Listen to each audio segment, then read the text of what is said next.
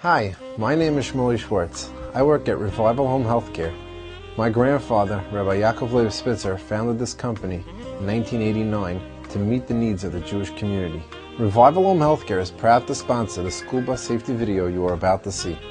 Revival is sponsoring this video because we care about the health and well-being of the Jewish community. We have been providing nurses, therapists, home health aides, and social workers to Jewish patients for over 10 years. At Revival, we know what makes a Jewish patient feel comfortable. Revival understands the kosher home, the restrictions of Shabbos, and the minhagim of Jewish family life. If you or anyone you know needs care at home, call Revival. Revival accepts Medicaid, Medicare, and private pay insurers.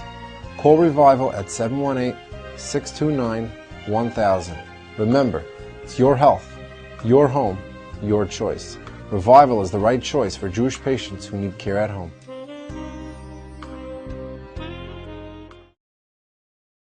"5 hours ago, little Hannah was heading to school. Now her mother, father, and friends gather for her funeral. A 5-year-old that will be deeply missed in this religious community. Everybody's child, and everybody feels the pain. It all happened here on Marcy Avenue. The bus driver had stopped to pick up children from both sides of the street, insisting he had followed protocol. Put on the flashing lights, opened the door, and all of a sudden in my mirror I see a car right near my bus, and I beeped her to stop. The 27-year-old driver was behind the wheel of this SUV. Just as little Hannah dashed out to get the bus, the SUV driver struck the little girl.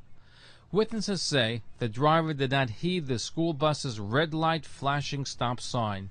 Police checked out the SUV brakes, telling Eyewitness News that the bus driver claimed that the SUV driver actually hit this extended sign. Neighbors performed a religious ceremony collecting blood to bury with her.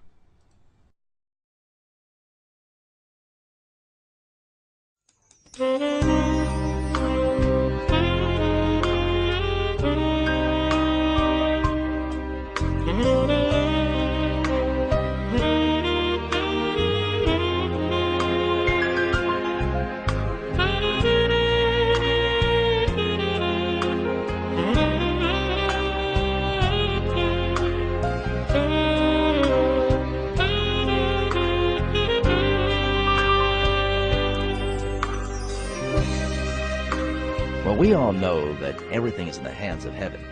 Torah still warns us that we have an obligation to safeguard our bodies and souls. The tragedy of the last few years has been a wake-up call for all of us to be more careful, especially when it comes to the safety and well-being of our precious children.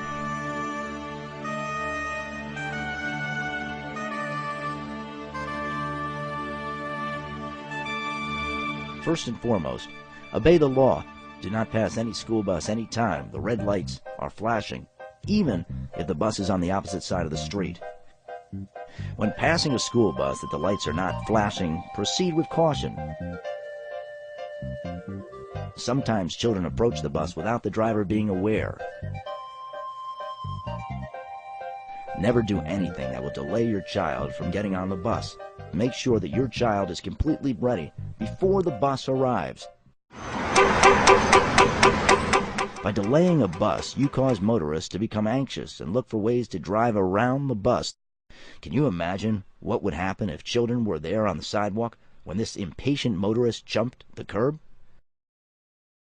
Have your children at your designated bus stop at least 5 minutes before the scheduled pickup time. Always wait on the same side of the street so the driver knows where to expect you. Wait for the bus to come to a full stop before allowing your child to go toward the bus. Personally, escort your child on and off the bus, even if an attendant is present. Watching from your house and waving is not the proper and safe thing to do. Do not run after the bus if your child missed the bus. The driver will not stop even if he sees you running. If you have caught up to the bus, he will not open the door as per the recommendation of the New York State Education Department. Do not leave your children unattended. Small children can and do wander into the streets towards the bus where they cannot be seen. Teach your child to look both ways, even on a one-way street, before leaving the curb to the bus. When getting off the bus, check for bicyclists or parked cars about to back up or pull out.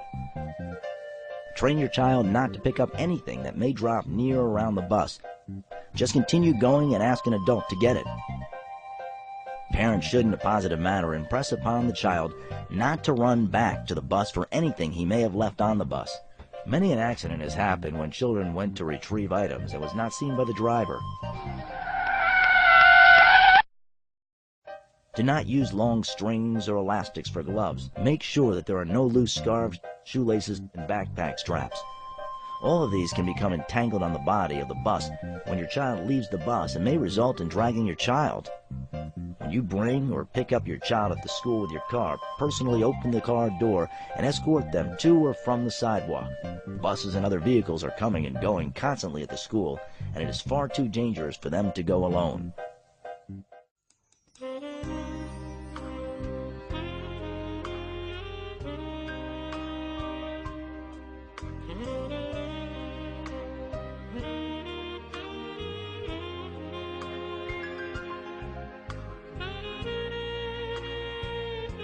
It is everybody's obligation, children and parents alike, to learn and follow the school bus safety rules we have just seen. And with the cooperation of the respective parent-teachers associations, we can all work together to build a safer Jewish community.